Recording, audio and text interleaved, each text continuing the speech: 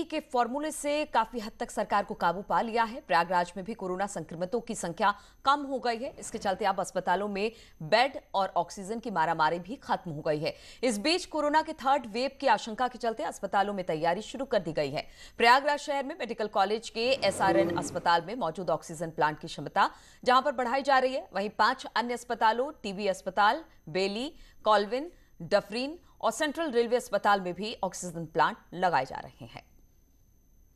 तो अभी तो कोई दिक्कत नहीं है और ऑक्सीजन भी दिन पर दिन सप्लाई सरकार ने बढ़ाया है और उसके लिए हमारे जिलाधिकारी ने महोदय ने एक जिला समाज कल्याण अधिकारी और चीफ ड्रग इंस्पेक्टर को लगा रखा था, जिससे ट्रकों का आना जाना भी उन्होंने सुनिश्चित कराया कि जमशेदपुर से ट्रक आते रहें और सप्लाई होती रही।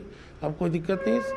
आगे के लिए भविष्य की तैयारी में भी हम लोगों ने 9 जगह रूरल क्षेत्र में भी ऑक्सीजन प्लांट लगाने का प्रस्ताव दिया हुआ है।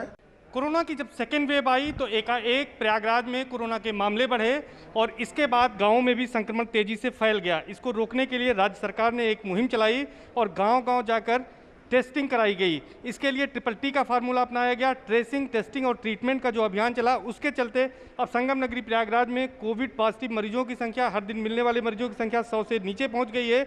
और इसी के साथ साथ अब सरकार भी काफ़ी राहत महसूस कर रही है और स्वास्थ्य महकमा भी राहत महसूस कर रहा है, क्योंकि अस्पतालों में अब बेड की भी उपलब्धता है और ऑक्सीजन की भी कोई कमी नहीं है। इसके बाद अब योगी सरकार तीसरे चरण के लिए, जिस तरह से कहा जा रहा है कि थर्ड वेव भी आ सकती है जिसमें बच्चों को नुकसान पहुंच सकता है, उसके लिए तैयारी में जुट गई है। प्रयागराज की अगर बात करें तो यहाँ पर SRN अस्पताल जहाँ हम मौजूद हैं, यहाँ पर 100 बेड का एक अलग वार्ड बनाया जा रहा है।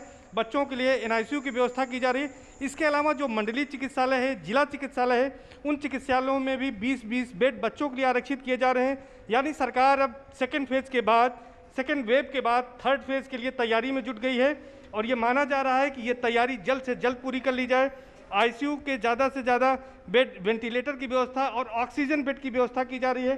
तो प्रयागराज के इस SRN अस्पताल में, जो कि मेडिकल कॉलेज का अस्पताल है, यहाँ पर 1066 बेड की व्यवस्था यहाँ पर थर्ड फेज के लिए, यानी थर्ड वेव अगर आती है तो उसके लिए की जा रही है। और ये पूरी तैयारी की जा रही है ताकि कोरोना की जो लड़ाई है उस लड़ाई को जीता जा सके। सेकेंड वेव में ये कहा जा रहा था कई बार कि इसकी तैयारी नहीं थी, लोग इसके लिए तैयार नहीं थे, तो सरकार इस बार कोई चूक नहीं रखना चाहती और सरकार ये चाहती है कि अब अगर थर्ड वेव आती है तो इसके लिए पहले से तैयार रहे, क्योंकि ऐसा कहा जा रहा है कि इसमें बच्चे ज़्यादा इफेक्ट हो सकते हैं। इसलिए सरकार कोई कमी नहीं छोड़ना चाहती और सभी अस्पतालों को तैयारी पूरी करने के लिए निर्देश दे दिए गए हैं और उसी कड़ी में अब अलग से वार्ड बनाए जा रहे हैं, ऑक्सीजन की व्यवस्था की जा रही है, वेंटिलेटर की व्यवस्था की जा रही है और बच्चों के लिए NICU का भी इंतजाम शुरू कर दिया गया है।